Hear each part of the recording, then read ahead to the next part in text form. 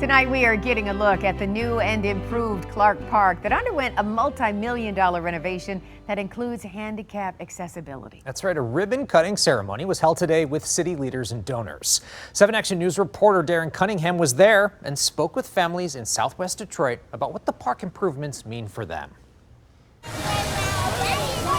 Children play at Clark Park this warm day on Detroit's southwest side.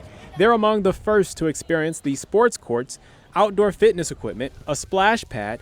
The list goes on this 30-acre space. Beautiful and it's fun, and I want my dad to come and I can play soccer with him. Mayor Mike Duggan, community and business groups, donors that made the improvements possible, cut the ribbon, unveiling the completion of the $4 million project, once put on hold because of COVID. The city says this is one of Detroit's most inclusive public parks because it's ADA friendly. That's the American with Disabilities Act, which outlaws discrimination based on disability and promotes ease of access. Until you have a special needs child, you don't realize what is missing or what's not there. Roberto Turan says Clark Park is light years ahead of the parks his son Carlos would try and play at over the years. The facilities were not adaptive. They could not support them. But he says progress is happening. And to see barriers coming down, it is an incredible thing. They have a space that kids can play no matter what, to be inclusive.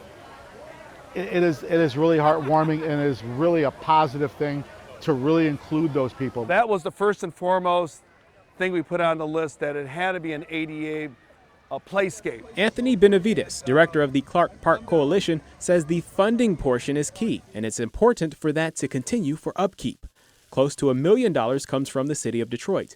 $2.3 million comes from Invest Detroit through the Strategic Neighborhood Fund, and donors like the Kresge Foundation and the Gilbert Family Foundation and the Gordie Howe International Bridge Project.